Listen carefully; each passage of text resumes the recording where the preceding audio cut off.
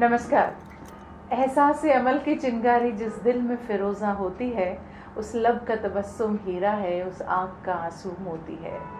एक मुलाकात सीरीज़ में हम बात कर रहे हैं मुंबई के कुछ आरजे से। तो आज जिस आरजे से बात कर रहे हैं वो एहसास-ए अमल में यकीन रखते हैं और वो सीधे आरजे नहीं बने, उन्होंने पहले कुछ और काम किए, फिर वो आरजे बने और एक बहुत ही बेहतरीन आरजे बन के वो उभरे हैं। तो आइए मुलाकात करते हैं सिद्धार्थ से। हाय सिद्धार्थ। हाय। और शेर के लिए तो अलग से दाद दूंगा आपको। चलो ठीक है, थोड़ा मैं भी बटोर लेती हूँ। और मैं मान के चलूंगा कि ये शेर आपने मेरे लिए पढ़ा है। हाँ, तुम्हारे लिए 100% तुम्हारे लिए, क्योंकि हम जो दर्शक हैं हमारे उन्हें बताना चाहती हूँ मैं कि सिद्धार्थ पहले बिग एफएम में ही थे, लेकिन दूसरे डिपार्टमेंट में थे। तो अचानक से आप आरजे कैसे बन गए? नहीं, अचानक से मैं सिर्फ आरजे नहीं बना हूँ, अचानक से मैं बहुत कुछ बनता चला गया। जैसे परिस्थितियाँ होती गई, मैंने कभी, टू बी वेरी ऑनेस्ट, कभी सोचा नहीं था कि मैं आरजे बनना चाहता हूँ या बनूंगा कभी। हाँ, बोलने का शौक था, तो बोलने का शौक बहुत लोगों को होता है। हाँ। लेकिन वो माइक पे बोलना है या रेडियो पे बोलना है, ऐसा कुछ था नहीं।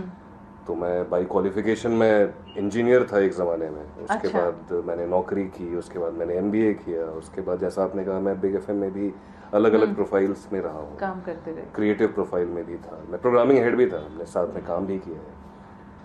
उसके बाद कुछ ऐसा लगा कुछ लोगों को कि मैं शायद बोल सकता हूँ।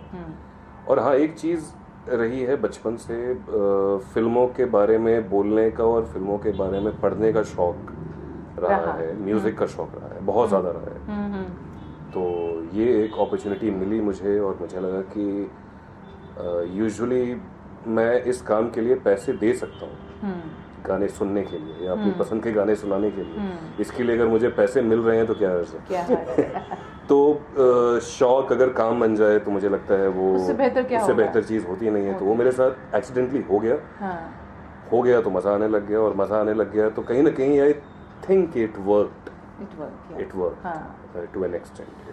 और एक बात ये कि आरजे का जो एक पर्सपेक्टिव होता है लोगों को कि भी आरजे जो है एक बड़ी ग्लैमरस प्रोफाइल एक तो बन जाती है। दूसरा ये कि भी आरजे आते हैं, मस्ती से रेडियो पर बोलते हैं और and they get so much limelight and all. तो मैं आज चाहती हूँ कि तुम्हारे ज़रिए लोगों को पता चले कि आरजे कितनी मेहनत करता है और उसे कितना अपडेटेड रहना पड़ता है इंफॉर्मेशन के लिए, और वो और क्या क्या काम करता है जो उसकी प्रोफाइल में होते हैं। देखिए, कोई भी काम अच्छे तरीके से करने के लिए मेहनत करनी होती है। हाँ बिल्कुल। तो वो एक्टिंग हो, वो आरजेइंग हो, वो किताब लिखना हो, वो कोई भी काम हो, अच्छा गाना लिखने के लिए भी बहुत मेहनत करनी पड़ती है। हाँ, ये आपने बहुत अच्छा पॉइंट उठाया है कि ऐसा लगता है कई बार कि आरजे को हर चीज़ लिखी लिखाई मिल जाती है, उसे सब कुछ पता होता है और उसे बस पढ़ना होता है। लेकिन नहीं है, ऐसा मिथ है, ये मैं मिथ को तोड़ना चाहूँगा। ये प्लेटफॉर्म है, ये बहुत स्पॉन्टेनियस चीज़ होती है, लेकिन स्पॉन्टेनिटी के लिए भी आपको तैयारी काफ़ी करनी पड़ती है। आपका अपने व्यक्तित्व में उस चीज़ को ढालना होता है। एग्जैक्टली। और ये भी कहावत ही है कि to be a very good spontaneous performer और personality you have to be thoroughly prepared for that. RJing के लिए भी ऐसा है, अगर आप किसी खास तरीके का म्यूजिक सुनाते हैं ऑडियंस को, तो आपको उस म्यूजिक के बारे में पहले तो रुचि होनी चाहिए, पैशन होना चाहिए और मालूमात होनी चाहिए। आप गलती नहीं कर सकते। सही बात है। सुनने वाले कर सकते हैं शायद, लेकिन आप नहीं कर सकते, क्योंकि आप पे रिस्पॉन्सिबिलिटी है। तो उसके बारे में आप जितना पढ़ सकते हैं, जितना रिसर्च कर सकते हैं, पता है तो अच्छी बात है, नहीं पता है तो जानिए उसके बारे में। कंटेंट होता है, कई बार आप शहर की बात करते हैं, कई बार आप शहर की सड़कों की बात करते हैं, शहर के लोगों की बात करते हैं, या किसी टॉपिक पे मुद्दे की बात करते हैं, या फॉर एग्जांपल आप किसी फिल्म मेकर की बात करते हैं, किसी एक्टर की बात करते हैं, कंपोजर की बात करते हैं। जितना जानेंगे उतना अच्छा साउंड करेंगे। जितना कम जानेंगे उतना फ्रिवलस साउंड करेंगे, उतना शैलो साउंड करेंगे। फॉलो मतलब आपने विकिपीडिया खोला, आपने 4 लाइनें पढ़ दी, लगे ये तो मैं भी पढ़ सकता था, तो इसमें आरजे ने क्या किया है। तो ये एक चीज है जिसके लिए बाकायदा मेहनत करनी होती है। आप फंबल नहीं कर सकते। खैर, ये आर्ट है, ये कई लोगों में होता है कि वो बोलते समय ज्यादा फंबल नहीं करते हैं, इसलिए शायद वो आरजे बन जाते हैं। जैसे कि आप शेर पे शेर पड़ जाती हैं, मतलब बिना याद किए, ये आर्ट है। सिद्धार्थ न सिर्फ आरजे हैं, ये रंगमंच में भी गहरी दिलचस्पी रखते हैं, तो कैसे वक्त निकाल पाते हो? और I think you like being a director instead of being an actor. I never like being an actor, अच्छा। बिकॉज मुझे लगता है कि मेरी शक्ल ऐसी नहीं है कि मुझे एक्टिंग करनी चाहिए। मैं पर्दे के पीछे अच्छा हूँ, इसलिए बोलने के लिए भी वो प्रोफेशन चुना है जिसमें शक्ल दिखाने की ज़रूरत नहीं पड़ती है। लेकिन हाँ, रुचि रंगमंच में, थिएटर में रही है, बचपन से रही है, स्कूल के ज़माने से रही है। उसके बाद सेमी प्रोफेशनल लेवल पे, प्रोफेशनल नहीं कहूँगा, सेमी प्रोफेशनल लेवल पे थिएटर किया है। कई ग्रुप से भी जुड़ा रहा हूँ। एक खुद का भी थिएटर ग्रुप है, जाहिर नाम है उसका, तो प्ले करता रहा हूँ और करता रहूँगा। ये आज मैं इस प्लेटफॉर्म से बोल देता हूँ, ये मेरी पहली मोहब्बत रही है। अच्छा। बाकी जितनी भी चीज़ें हुई हैं वो शायद कहीं ना कहीं इसका एक्सटेंशन मानता हूँ मैं इसको, और कहीं ना कहीं इस चीज़ में हेल्प करता है मुझे। लेकिन रंगमंच देखना, थिएटर एब्जॉर्ब करना, थिएटर के बारे में पढ़ना, मुझे वेरी इंटरेस्टिंगली मुझे नाटक पढ़ने में भी उतना ही मज़ा आता है जितना करने में मज़ा आता है।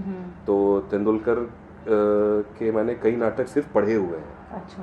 मैंने महेश कुंचवार के कई नाटक सिर्फ पढ़े हुए हैं। तो वो पढ़ने में भी मुझे बहुत आनंद आता है, जिसको थिएटर ऑफ माइंड कहते हैं कि पढ़ते पढ़ते ही आप कुछ बुन लेते हैं अपने दिमाग में। डायरेक्टर रहा हूँ मैं। ज़्यादातर प्लेज जो मैंने किए हैं वो मैंने डायरेक्ट किए हैं या को डायरेक्ट किए हैं। उनमें से कुछ प्लेज मैंने जो बड़े प्ले राइट हुए हैं उनके अडैप्ट किए हैं या उनको हूबहू किया है। कुछ प्लेज मैंने खुद लिखे भी हैं। अच्छा। तो वो भी किया है। हाँ, आजकल वक्त थोड़ा कम मिलता है, और मुंबई जैसे शहर में थिएटर कर पाना अपने आप में बहुत बड़ा चैलेंज है। बहुत बड़ा चैलेंज है। तो अभी आरजे और रंगमंच, उसके साथ आरजे रंगमंच, ये दोनों ऐसी चीज़ें हैं जिनको मैं काम नहीं मानता। हाँ। अभी भी नहीं मानता। कई लोग मुझे पूछते हैं कि तुम्हारी जॉब में वर्किंग आवर्स क्या हैं और तुम्हारी टाइमिंग क्या होती है, और तुम क्या अपने जॉब से बोर नहीं हो जाते या थक नहीं जाते हो, या तुम्हें तो बड़ा रिसर्च करना पड़ता होगा, ये तो बड़ा टायरिंग काम है। मैं नहीं मानता हूँ, क्योंकि जिस दिन मैं इस प्रोफाइल को, आरजेइंग को काम मानने लग जाऊँगा, हाँ, जॉब मानने लग जाऊँगा, शायद मैं ना कर पाऊँ। नहीं कर पाए। ये मेरे पैशन का एक एक्सटेंशन है शायद। जो चीज़ें मैं बोलना चाहता हूँ वो बोल रहा हूँ, जो चीज़ मैं सुनना चाहता हूँ वो सुना भी रहा हूँ। अपने विचार अभिव्यक्त कर पा रहे हो, और वो भी इस ऐसे प्लेटफॉर्म से। और दूसरी बात, जो लोगों तक पहुँच रहे हैं। तो ये तो हुई तुम्हारी बात। अगर और जो नए आरजेज आना चाहते हैं, जो नए यंगस्टर्स हैं या जो कोई भी और आरजे बनना चाहते हैं, उनको तुम क्या कहना चाहोगे कि आरजे जो है, मतलब ये आने के लिए आपको सिर्फ ऐसा नहीं है कि आपकी थोड़ी सी आवाज़ अच्छी है, आप थोड़ा बहुत बोल लेते हैं, तो लेकिन ये रोज़ का बात है। रोज़ बोलना होता है और रोज़ अलग चीज़ बोलनी होती है, उसके ऊपर अपना टेक देना होता है। तो जो लोग नए हैं उनको क्या कहना चाहोगे कि वो कैसी तैयारी से आएँ कि वो भी एक सफल आरजे बन सके? कुछ मिथ्स हैं जो मैं तोड़ना चाहता हूँ आरजेस के बारे में। जैसे आपने एक बहुत इंटरेस्टिंग पॉइंट उठाया कि थोड़ी सी आवाज़ अच्छी है। अब अच्छी आवाज़ के लिए अगर फीमेल्स की बात करूं तो पतली सुरीली सी आवाज़ हो तो उसको अच्छा मान लिया जाता है। अगर मेल हो तो ग्रेन हो आवाज़ में, थोड़ा सा बैरिटोन हो तो उसको अच्छा मान लिया जाता है। लेकिन यहाँ पे मिथ ये है कि आप वॉइस ओवर आर्टिस्ट बनने नहीं आए, एग्जैक्टली, आप आरजे बनने आए। कई ऐसे आरजेज आपको मिलेंगे जो टेक्निकल सेंस में कोट अनकोट उनकी अच्छी आवाज़ नहीं है, लेकिन वो बहुत सक्सेसफुल आरजे हैं। क्योंकि यहाँ बात विचारों की अभिव्यक्ति की है। अपने एक्सप्रेशंस को आप कैसे प्रकट करते हैं लोगों के सामने। पहला जो मैंने सीखा है, मैं अभी भी मानता हूं कि मैं मुंबई में यंगेस्ट आरजे हूं, एज वाइज नहीं। जो लॉन्गेविटी मेरी अब तक ही रही है, शायद एज तो ठीक ठाक हो गई है। बी ऑनेस्ट कि आप क्या बोलते हैं। उसको जिस दिन आपने फेक करना शुरू कर दिया तो कुछ दिनों तक तो लोग नहीं पकड़ पाएंगे, लेकिन फिर उन्हें लगने लग जाएगा कि आप झूठ बोलते हैं। आप यहाँ पे गिमिक या मिमिक करने नहीं आते, राइट। आप यहाँ पे एक्टिंग करने नहीं आते। यहाँ पे आप अपने विचार रखने आते हैं, आप एंकर और लोगों से एक रिश्ता बनाने आते हैं, आप उनके दोस्त हैं, कम्युनिकेशन। अब लोग कहते हैं ना कि आज के ज़माने में जब आईपॉड भी है, MP3 प्लेयर भी है, मेरे मोबाइल पे ऑप्शन है, मैं 3000 गाने रख सकता हूँ, तो मैं रेडियो क्यों सुनूं? रेडियो में इसलिए सुनता हूँ क्योंकि मेरा एक दोस्त है जो सुबह सुबह या दिन में आता है, वो मुझे गाने सुनाता है। वो पता नहीं कैसे उसे मेरा मूड पता होता है। और वो एक सरप्राइज फैक्टर भी होता है कि वो आज क्या बात करने वाला है और आज कौन से गाने बताने वाला है।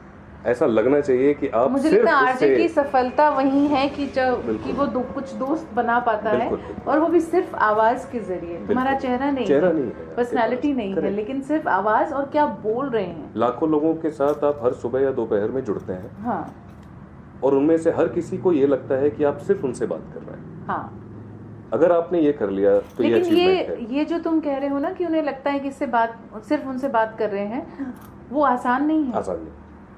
उसके लिए आपको वैसी बात करनी होती है। हाँ, वो आपका अंदाज, आपका तरीका, आपके वैल्यूज, वो सब। हाँ, करेक्ट, बहुत सही बात। तो ये चीज है। और किसी मुद्दे पर अगर आपको ऐसा लगता है कि आप अपने सही विचार नहीं बोल सकते हैं किसी भी रीजन से, तो मत बोलिए। हाँ, बजाय इसके कि उसको आप फेक करें, बजाय इसके कि उसमें नाटकीयता लाएं, ड्रामा लाएं, सिर्फ बोलने के लिए ना बोले, चुप रहें, गाने सुनने दें वो ज्यादा अच्छा है। लेकिन जब भी बोले, सच बोलें। आपके दिल में जो बात है वो, क्योंकि दिल से निकली हुई बात असर करती है, मेरा ये मानना है। और एक वो भी कहते हैं ना कि माइक जो है वो सबसे पहले आपके व्यक्तित्व को पकड़ता है। माइक बहुत ट्रांसपेरेंट भी होता है, वो आपकी गलती को भी पकड़ लेता है, और आपके जो आपका जो व्यक्तित्व है उसका सबसे पहला दोस्त मुझे लगता है माइक ही है। कैमरे के सामने आप झूठ बोल सकते हैं, माइक के सामने झूठ नहीं बोल सकते। क्योंकि वो आवाज को पहचानता है, आवाज की धड़कन को पहचानता है।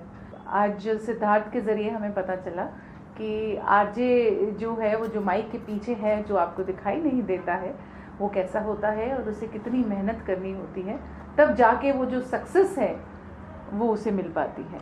सक्सेस का डेफिनेशन हर किसी का अलग अलग होता है, लेकिन अगर आपको शो खत्म करने के बाद खुशी मिलती है, हाँ, तो मेरे लिए कामयाबी यही है। हाँ, एक अंदरूनी अगर सुबह मैं सुबह उठ जाता हूँ 5 बजे, क्योंकि 7 बजे से मैं लाइव हो जाता हूँ, हाँ, लेकिन आज तक मुझे इस बात की कोफ्त कभी नहीं हुई कि मुझे सुबह उठना पड़ता है इसके लिए। भले ही मैं 5 घंटे सोया हूँ, 4 घंटे सोया हूँ, कई केसेस में मैं 3 घंटे सोया होता हूँ, लेकिन एक बार माइक ऑन हो जाता है तो मैं उसी जोश के साथ और उसी पैशन के साथ बोलने लग जाता हूँ। मुझे लगता है कामयाबी मेरी यही है। और जहाँ सुकून मिलता है तो वो कामयाबी थोड़ी सार्थक भी हो जाती है। तो चलिए, आज आपसे बात करके बहुत अच्छा लगा, और उम्मीद करते हैं कि आप इसी तरह आगे बढ़ते रहेंगे, और रंगमंच पे भी मैं देखना चाहूँगी तुम्हारा नाम जरूर, और प्ले होगा तो जरूर आएंगे। जरूर।